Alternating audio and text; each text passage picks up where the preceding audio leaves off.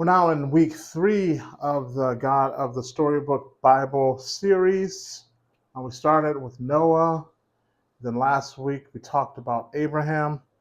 And today we're going to do something it's the first time I think in this story where God uses somebody that isn't considered righteous as an integral part of the story.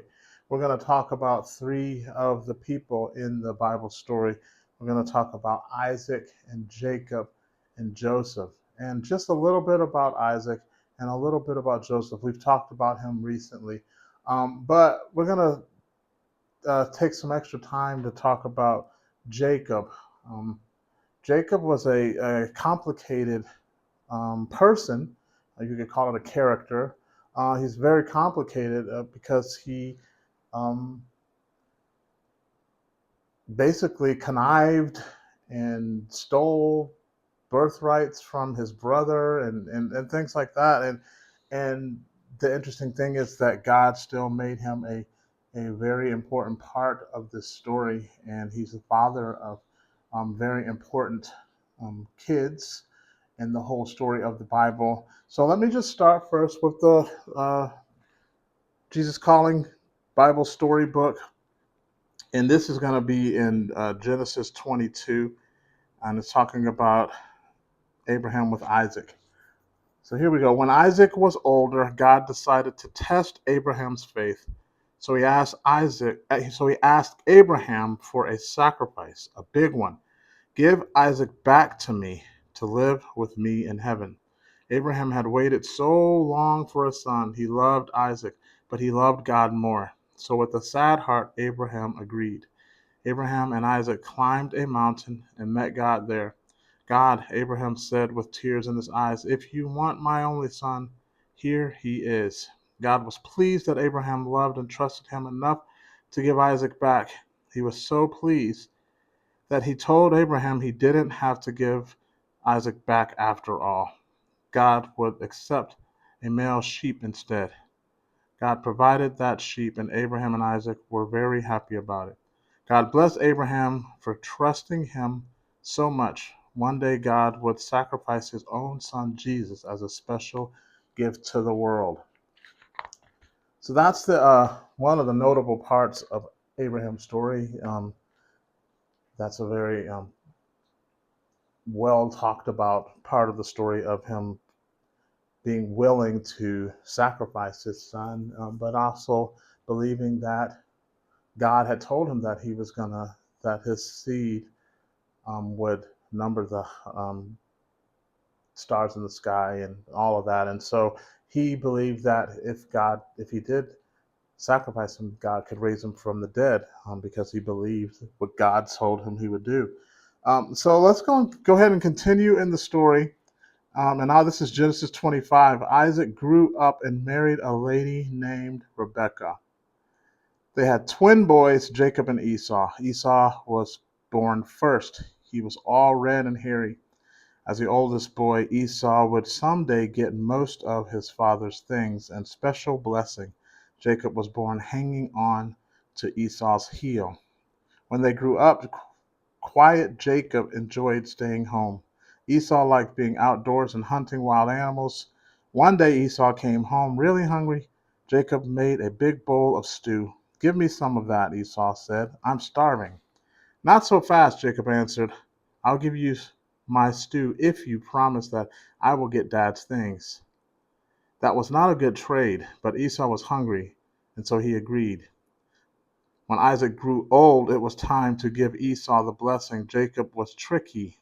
Jacob disguised himself as his brother and covered his arms with furry animal skins so he would feel hungry.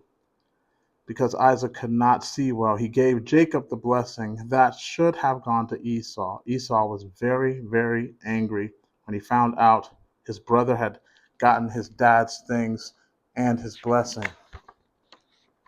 So this is the part of the story that it's complicated, and it's hard to imagine that God would take a person this broke. I mean, I know God takes broken people, but it's interesting that this guy stole the blessing from his brother. And the interesting thing about it is his mother helped. She helped him deceive. And like, it's hard to process that. Um, Here we are in the Bible and we're still in Genesis, and yet here's another family that's very complicated. This is after Noah, after God basically saved Noah and his family and then started over again. We're not that much further in the story. We're still in the same book. Well, now there's another family, and now this family, like Noah, was considered righteous when God used him to save people and start over. But now we have a person that is God using somebody that's not considered a good person. You wouldn't have thought that he was a good person. Um, but God used him, and on the story went. And the interesting thing is, Jacob, he became the father of all of these sons, the 12 tribes of Israel. We talked about that in Joseph's story too. He became their father. And this man that was so flawed has such an important part of the story.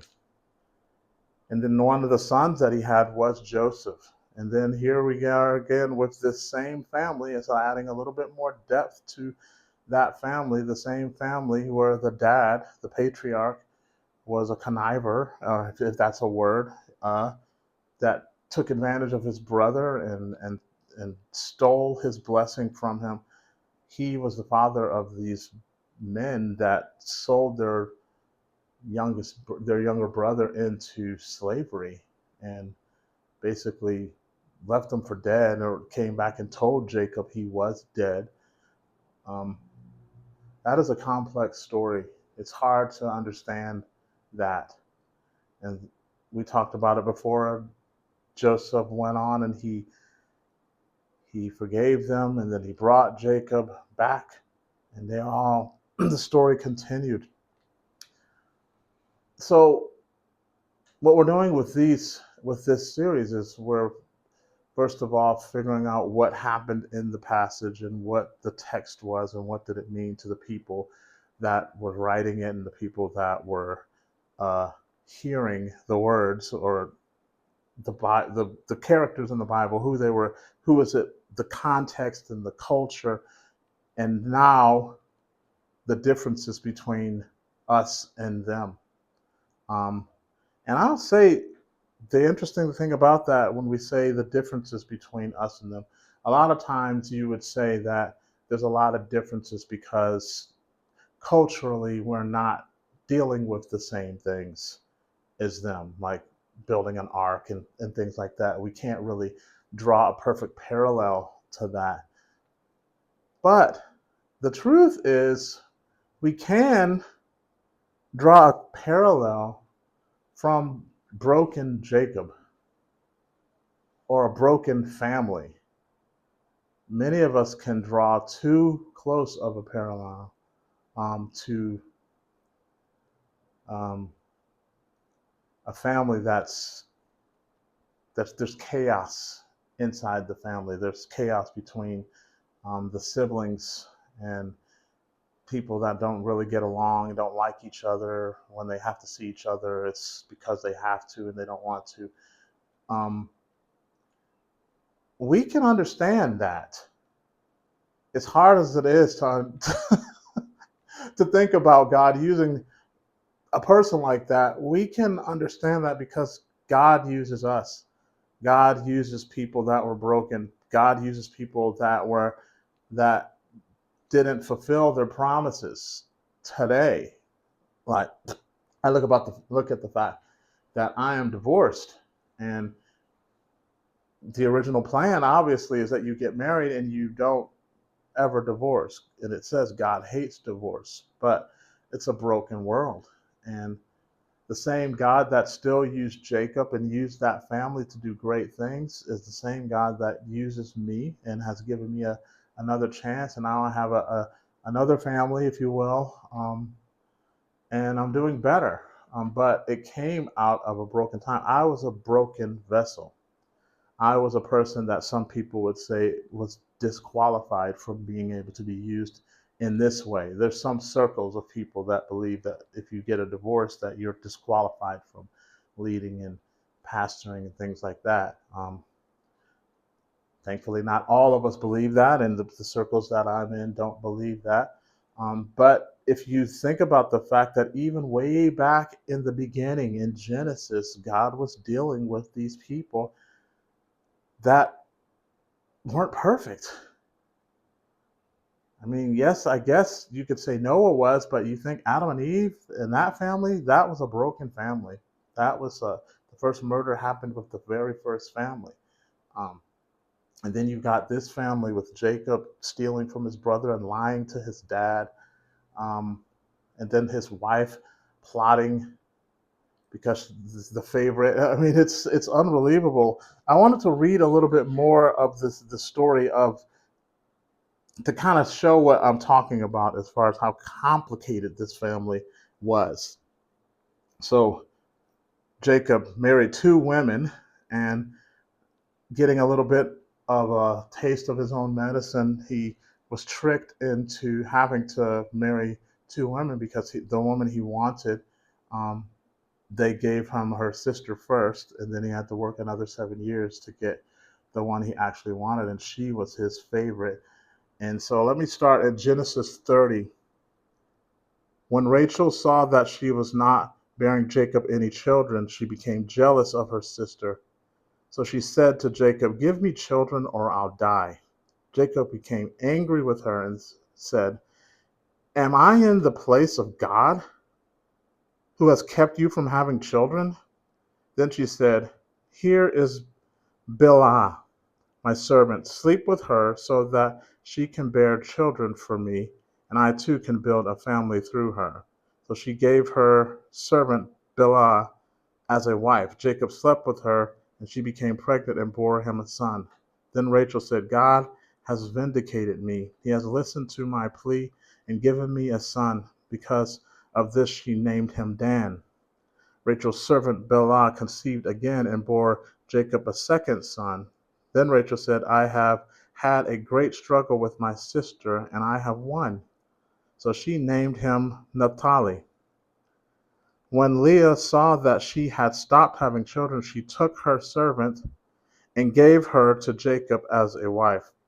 Leah's servant bore Jacob a son. Then Leah said, "What good fortune!" So she named him Gad. Leah's servant bore Jacob a second son. Then Leah said, "How happy am I! The woman will call me happy." So she named him Asher. During the wheat harvest, Reuben went out into the fields and found some mandrake plants, which he brought to his mother Leah. Rachel said to Leah, "Please give me some of your son's mandrakes." But she said to her, "Wasn't it enough that you took away my husband? Will you take my son's mandrakes too?" "Very well," Rachel said. "He can sleep with you tonight in return for your son's mandrakes." So when Jacob came in from the fields that evening, Leah went out to meet him. "You must sleep with me," she said. "I have hired you with my son's mandrakes." So he slept with her that night. God listened to Leah, and she became pregnant and bore Jacob a fifth son. Then Leah said, "God has rewarded me for giving my servant to my husband." So she named him Issachar. Leah conceived again and bore Jacob a sixth son. Then Leah said, "God has presented me with a precious gift. This time my husband will treat me with honor because I have borne him six sons." So she named him Zebulun. So it goes on, and it's just back and forth with these women wanting to have kids and using their servants to marry off her as a wife so they could keep having kids, and it ended up having 13 kids that way, 12 boys and one girl. But think about how dysfunctional that is. That there's two women that are vying for the attention of the husband and jealous of each other, and there's just a lot of chaos and animosity And wow, but that's the family that God used. So now I want to talk about what was God doing with this part of the story underneath all of this, underneath these characters, underneath these people. What was God doing in the overall story of the Bible? And that's really interesting to me that God used this family, Jacob and his sons, to be, like I said, the 12 tribes of Israel that eventually, once they get into the promised land, they divided in the land into all of these places. Um, God used this family. And you think about the fact that Abraham and Isaac both were living on this land that would be ultimately the promised land. They didn't own it, but they lived on it, and God made a covenant with them that He was going to explode their population through them. Um, so that's where they were at. And so God is using this story and using these people to carry out His overall purpose. And Joseph ends up getting taken when his brothers sell him into slavery. Then he's taken to Egypt, and then they come back. They come to Egypt because he's running everything, and they're safe there from the drought, and he can protect them and take care of them, and he is revered and looked up to, and he has a position of respect. So God's people are drawn out of the land that God promised them that they would someday own, and it would be their land, and brought them to Egypt. And then after Joseph dies, it doesn't take long for the people to not care about Joseph or any of the position that he had. And they exploded in so much growth that they were a threat. And then they started enslaving them. And that's how we get to next week's person that we talk about. That's how Moses. But God used these broken people to maneuver them through. And through Joseph being put into as a servant, and then in prison, and then eventually the second in command, drew God's people there. And then eventually that those people and all of those tribes, once they came back into the land and they actually started to possess the land, and it was theirs, it was the promised land. It was divided into these 12 tribes, these 12 sons of this broken family. And that's just mind boggling to me the more I dig into this story and think about what God was doing underneath it all. That's how the story was told. This is a very significant part of the story, to come from Noah and then Abraham, and then God gives the covenant to Abraham and then promises him a son, and eventually he has Isaac, and then Isaac has two sons, and Jacob is the one that has all of these sons that eventually is named after their names are named the tribe of Benjamin, like all of these different names. That's just, it gives me hope, I think,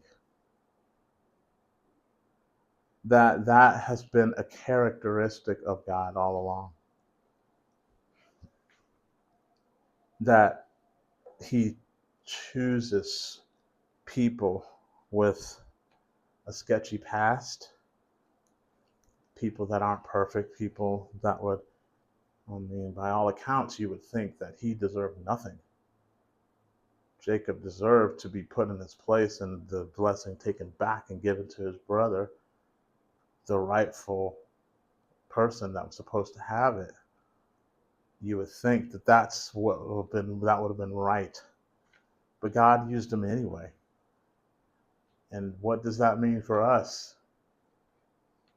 God still uses broken people.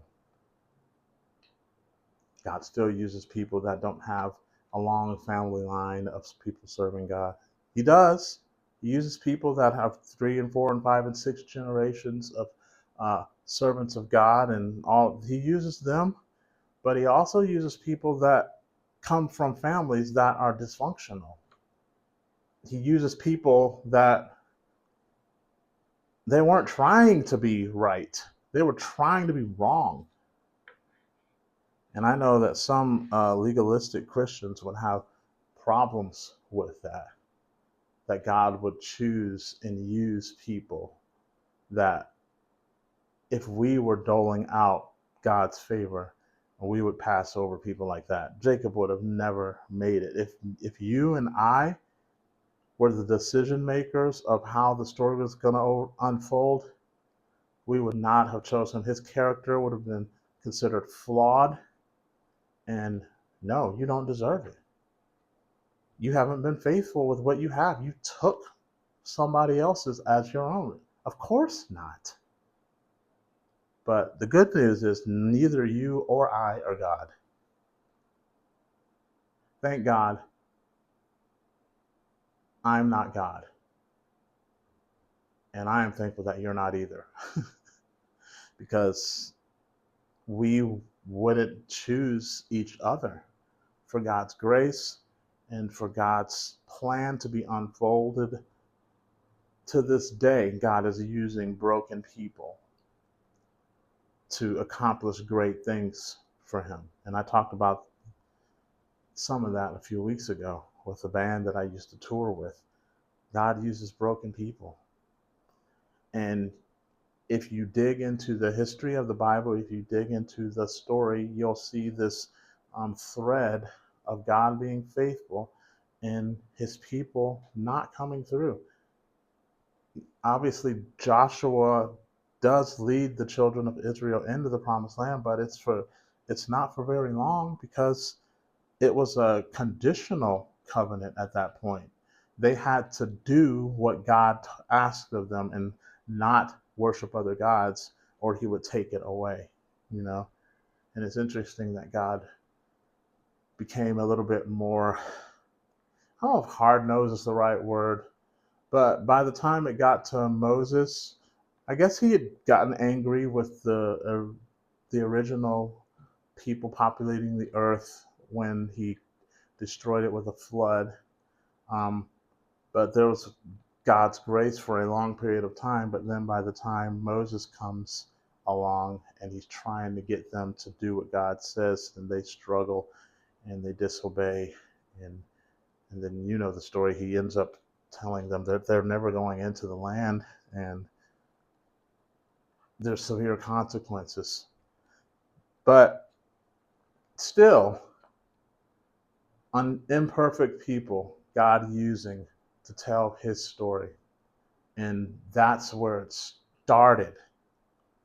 Forget when it gets further into the Bible. In the very beginning, God was using broken people. And I'm so glad that he still does, because I wouldn't be here. I wouldn't be here doing this with you if everybody judged as hard as some people do. I wouldn't be in these spaces. I wouldn't have the job that I have. So as easy as it would be to look back at these people in the Bible and say, how could they? How could you do that? We're not any different. And that's the principle that I can take from this story. Jacob just kind of jumped off the pages at me as I was studying and preparing for this and going through these men that were, it's kind of like a relay race where they run and then they pass the baton, you know, from Abraham to Isaac and from Isaac to Jacob, and then Jacob to Joseph, and then eventually Moses, and then on and on and on. So as you're watching this plan unfold, it was really interesting that smack dab in the middle of that story was a person like Jacob, a person that struggled, that literally wrestled with God. We all figuratively wrestle with God and struggle to listen to him and submit to him, but Jacob literally wrestled with God. And that principle that God still used a man that was wrestling. It didn't come easy or natural for him to do the right thing or to do what God wanted, but God used him anyways. And I am so glad that he's using me and he's using you all these years later. Let me pray for us. Lord, thank you for what this story shows us about you. We see what you were doing in this story as you were positioning things to get your people to a certain place so they could have this glorious entrance back into this promised land that you promised, Lord. We see all of that, and it's a beautiful story. But even beyond that, we see your character. We see your characteristics. We see who you are at the center of it. And you're a loving God that uses people that some people would discount. Thank you that you use us too. Thank you that we have a part to play in your story today. We love you. Amen.